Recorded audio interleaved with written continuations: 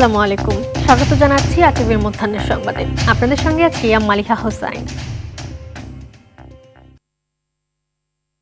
মুসলিম উম্মাহর শান্তি ও সমৃদ্ধি কামনা করে আখেরি মোনাজাতের ভেতর দিয়ে শেষ হলো বিশ্ব ইজতেমার প্রথম পর্বের প্রথম ধাপ।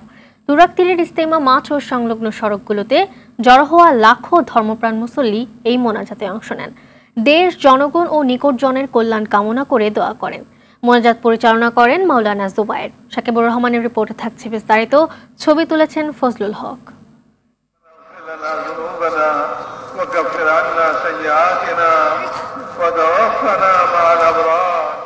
আমিন আমিন ধ্বনিতে মুখর টঙ্গীর ইজতেমা ময়দান ও এর আশপাশের এলাকা। যতদূর চোখ যায় শুধুই মানুষ আর মানুষ। ইজতেমা ময়দান ছাপিয়ে মুসল্লির ভিড়ে তখন আশপাশের সব রাস্তা ও বাসাবাড়ির স্বাদ ছয়লাভ।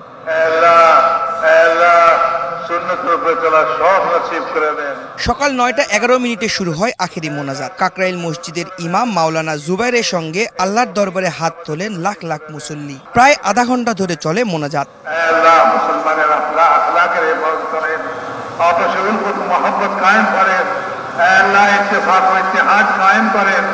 মাঘের কুয়াশা মাখা ভোরের শীত উপেক্ষা করে মানুষ দলে দলে আসেন তুরাগ তীরের ইজতেমা ময়দানে। স্রষ্টার নৈকট্য আর সন্তুষ্টি লাভের আশায় অংশ নেন বিভিন্ন দেশের হাজার হাজার মুসল্লি। জন্য দোয়া করি, নিজের জন্য দোয়া করি, দেশের বাইরে যারা আছে সবার জন্য দোয়া করি। জন্য আল্লাহ রাব্বুল আলামিন সারা পৃথিবীর মুসলমানদেরকে এক কাতারে শামিল হয়ে সমস্ত রকমের জুলুম, অন্যায় এবং সন্ত্রাসের বিরুদ্ধে লড়াই করতে পারে। আল্লাহ পাক যেন আমাদের গুনাহ মাফ করে। এখানে অনেক ওলিয়া উলিয়া আলেমগণ আসছেন, তাদের উসিলায় যেন আমরা গুনাহগার বান্দা, আল্লাহ পাক আমাদের সবাইকে মাফ করে দেন। লাখো মুসল্লির সাথে আল্লাহকে রাজি খুশি করতে মোনাজাতে অংশ নিয়েছেন নারীরাও। আমি মুসলিম হিসেবে আমি চাই যে প্রত্যেকটা মুসলমান একসাথে হোক, এই দিনটাতে দোয়া করুক, এইটাই চাই। আল্লাহ ফিলিস্তিনিকেও শান্তি রাখুক, এই যুদ্ধ করুক, শান্তি রাখুক, আমাদের মুসলিমকে ভালো রাখুক। কয়েক লাখ মুসল্লির অশ্রু বিসর্জনের মধ্য দিয়ে সমাপ্তি ঘটে প্রথম পর্বের ইজতেমা। মুসল্লিরা ইসলামের শান্তির বাণী প্রচারে সারা বিশ্বে ছড়িয়ে পড়বেন। সকল ভেদাভেদ ভুলে ইসলামের শান্তি ও কল্যাণ কামনায় সবাইকে এক থাকার আহ্বান ছিল সবার মুখে। সাকিবুর রহমান, RTV, টঙ্গী, গাজীপুর। এদিকে ইজতেমায় আসা মুসল্লিদের যাতায়াত নির্বিঘ্ন করতে যানবাহন চলাচল সীমিত করেছে ট্রাফিক বিভাগ। মহাসড়কের বিভিন্ন স্থানে ব্যারিকেড দিয়ে চেকপোস্ট বসিয়েছে পুলিশ। মুসল্লিদের বহনকারী যানবাহন ও রিকশা ছাড়া ভারী যানবাহনগুলোকে উত্তরা থেকে আটকে দিয়েছে পুলিশ। অন্যদিকে আশুলিয়ার বেড়িবাঁধ থেকে যান চলাচল সীমিত রাখা হয়েছে। এতে সন্তোষ প্রকাশ করেছেন মুসল্লিরা। বলছেন, লাখো মুসল্লির সমাগমে বিশেষ মোনাজাতে অংশগ্রহণ করতে পেরে আনন্দিত তারা। আল্লাহর কাছে ক্ষমা, দেশের শান্তি ও মুসলিম বিশ্বে স্থিতিশীলতা চান। সড়ক আমাদের জন্য সুবিধা, আবার কারোর জন্য অসুবিধা, দুইটা মিলেই আর কি চলতেছে। একদিকে সুবিধা হবে আর একদিকে অসুবিধা হবে, এটাই তো অসুবিধা। একটু কিছু ভোগান্তিও আছে, আবার আমরা খুশি এই কারণে যে আল্লাহ পাক আমাদেরকে কষ্টের জন্যই দুনিয়াতে পাঠিয়েছে। বিশ্ব ইজতেমার প্রথম পর্বের আখেরি মোনাজাতে অংশ নিতে সড়ক ও রেলপথের পাশাপাশি নৌপথেও মানুষের চাপ বেড়েছে। দর্শক, এই বিষয়ে বিস্তারিত জানাতে টঙ্গী বাজার লঞ্চঘাট থেকে সরাসরি যুক্ত হচ্ছেন সহকর্মী তরিকুল ইসলাম তারেক। এই মুহূর্তে কেমন ভিড় দেখছেন লঞ্চঘাটে, আর মোনাজাতের শেষে কিভাবে গন্তব্যে ফিরে যাচ্ছেন সবাই জানাবেন আমাদের।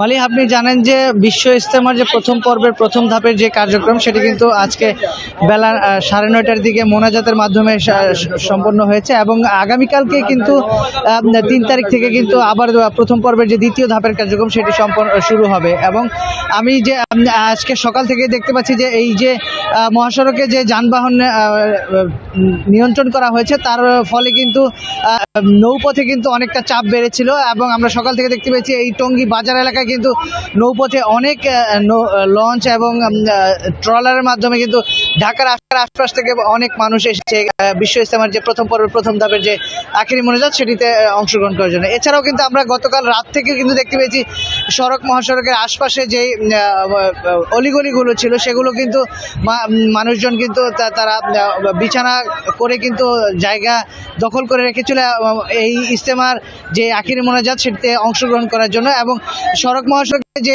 যানজটের চিন্তা করে ট্রাফিক বিভাগের পক্ষ থেকে যে যানবাহন নিয়ন্ত্রণ করা হয়েছিল এবং এখন কিন্তু সেটি অনেকটাই স্বাভাবিক হয়ে গেছে, মানুষজন কিন্তু অনেকটাই কমে গেছে। তো এই কিছুক্ষণ আগ পর্যন্ত কিন্তু আমার পেছনে আপনারা দেখেছেন যে সকালের সংবাদে আমরা দেখেছি যে এখানে কিন্তু এই লঞ্চ ঘাটটি কিন্তু পুরো ভরা ছিল ট্রলার এবং লঞ্চের মাধ্যমে, কিন্তু এখন কিন্তু অনেকটাই কমে গেছে।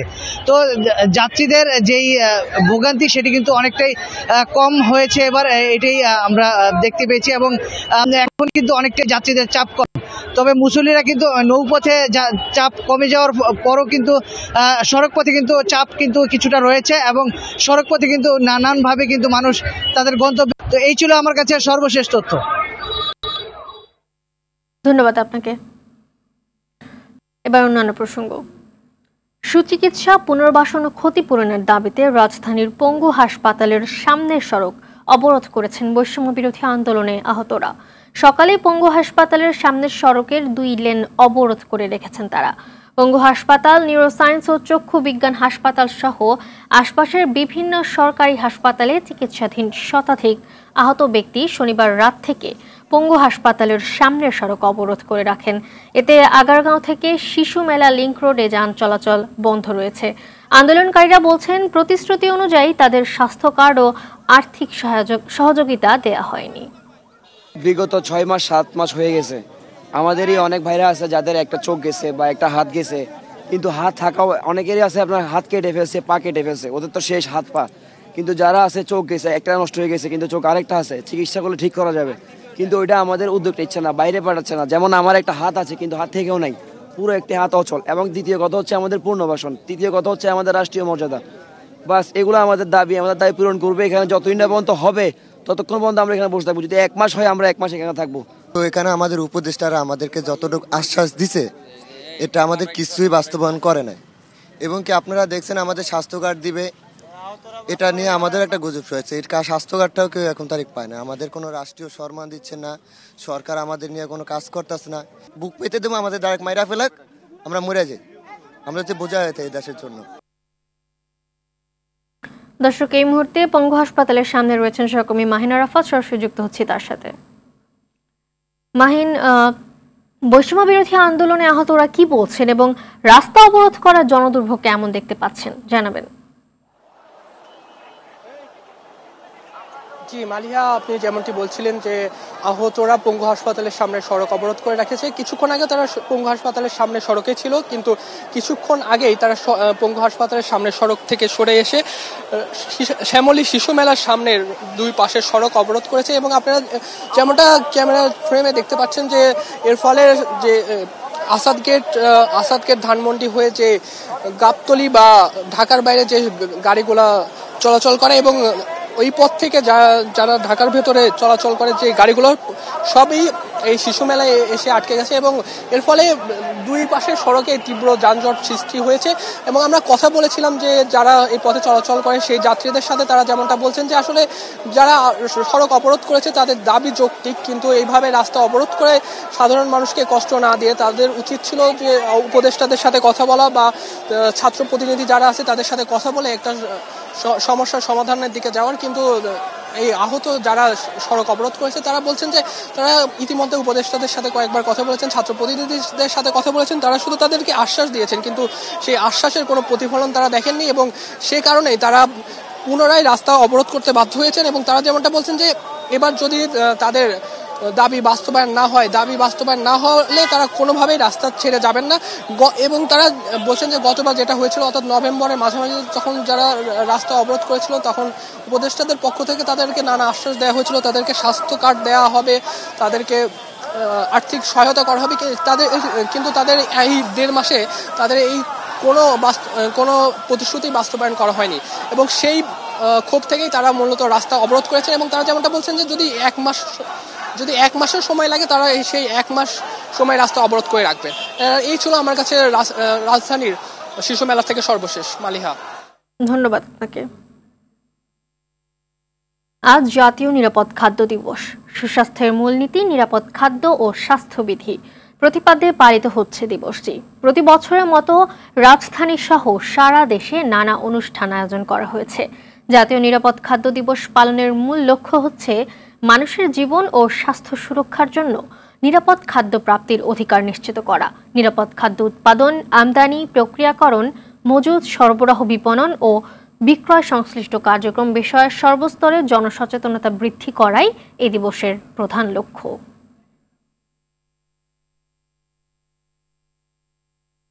খেলার খবর। বাংলাদেশ প্রিমিয়ার লিগ ক্রিকেটের গ্রুপ পর্ব শেষে আজ একদিনের বিরতি। কাল থেকে শুরু হবে প্লে অফ, যেখানে এলিমিনেটর ম্যাচে খুলনা টাইগার্সের মুখোমুখি হবে রংপুর রাইডার্স। টুর্নামেন্টে টানা 8 জয়ে প্লে অফ নিশ্চিত করেছিল রংপুর, তবে শেষ 4 ম্যাচে হেরে পয়েন্ট তালিকার 3-এ নেমে যায় সোহানের দল। এদিকে টানা 2 জয়ে প্লে অফ নিশ্চিত করা খুলনা আছে দারুণ ছন্দে। মিরপুর শেরেবাংলা ক্রিকেট স্টেডিয়ামে ম্যাচটি শুরু হবে দুপুর 1:30টায়। দিনের অন্য ম্যাচে প্রথম কোয়ালিফায়ারে ফরচুন বরিশালের প্রতিপক্ষ চিটাগং কিংস। ম্যাচ শুরু সন্ধ্যা 6:30টায়। এই ম্যাচের জয়ী দল সরাসরি ফাইনাল খেলবে, হারলে সুযোগ থাকবে দ্বিতীয় কোয়ালিফায়ারে খেলার।